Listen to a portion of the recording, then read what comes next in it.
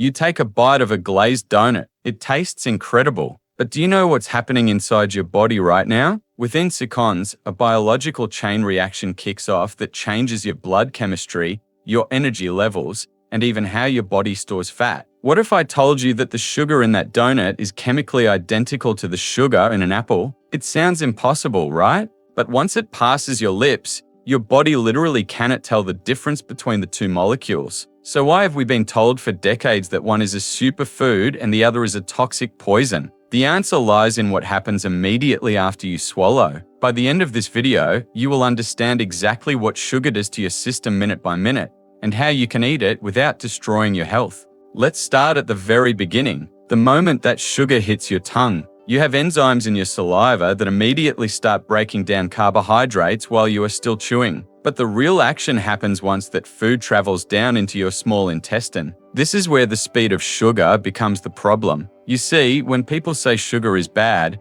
they are usually talking about table sugar or sucrose. Sucrose is a simple molecule. It is tiny. Because it is so small, your body doesn't have to work very hard to digest it. It is like a motorcycle weaving through traffic. It gets to its destination instantly. Compare that to a complex carbohydrate, like oatmeal or a sweet potato. Those are starches. Starches are massive chains of glucose molecules strung together like a long, heavy freight train. Your body has to spend a lot of time and energy breaking that train apart before it can use the fuel. But simple sugar, it skips the line. It crosses your intestinal wall and rushes into your bloodstream almost immediately. This causes the first major event, the spike. Your blood sugar shoots up vertically. In response, your pancreas wakes up and floods your system with insulin.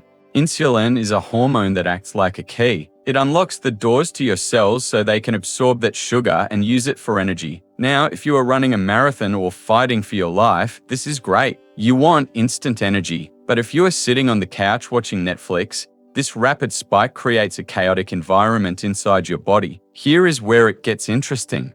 All that sugar heading into your blood has to go somewhere. The first stop is your liver. Your liver acts like a processing plant. It takes the fructose component of the sugar and converts it into glucose. Now, your body has two main storage tanks for this glucose. Tank number 1 is the liver itself. Tank number 2 is your muscles. Scientists call this stored sugar glycogen. Think of glycogen as a backup battery. It sits there, waiting for you to need energy later. But here is the catch. These tanks are not infinite. They are actually quite small. Your liver can only hold about 100 grams of glycogen. Your muscles can hold a bit more, maybe 400 grams depending on how big you are. So what happens when you eat a massive amount of sugar but your tanks are already full? This is the moment where sugar becomes dangerous. When your liver and muscle tanks are at 100% capacity and you keep pouring sugar in, the overflow has nowhere to go. Your liver has no choice but to convert that excess energy into fat. This process is called de novo lipogenesis. It literally means making new fat. This fat is then sent out into your bloodstream to be stored in your fat cells.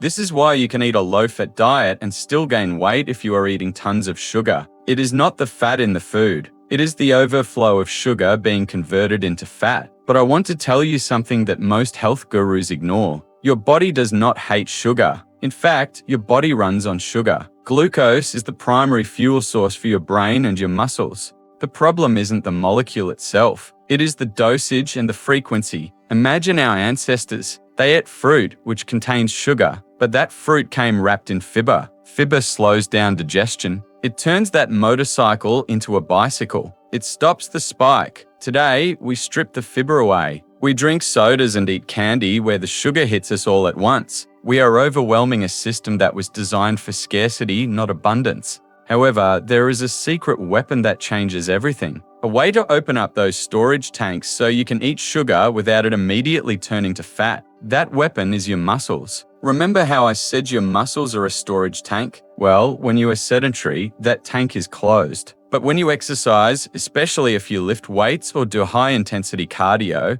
you burn through that stored muscle glycogen. You are essentially emptying the tank. This creates a vacuum. After a hard workout, your muscles are starving for sugar. They become incredibly sensitive to insulin. If you eat a donut right after a heavy gym session, Your body processes it completely differently than if you ate it while sitting at a desk. Instead of floating around in your blood or being turned into fat, that glucose is sucked up immediately by your muscles to refuel and repair. You are basically using the sugar for its intended purpose, recovery. This means the timing of when you eat sugar matters just as much as how much you eat. If you are active, your buffer for sugar is much higher. If you are inactive, your tanks are always full, so almost every bit of excess sugar spills over into fat storage. So, what is the takeaway here? Should you never eat sugar again? No, that is unrealistic and honestly a miserable way to live. The goal is to understand the mechanism. When you eat sugar, try to eat it with fiber or protein to slow down that absorption speed.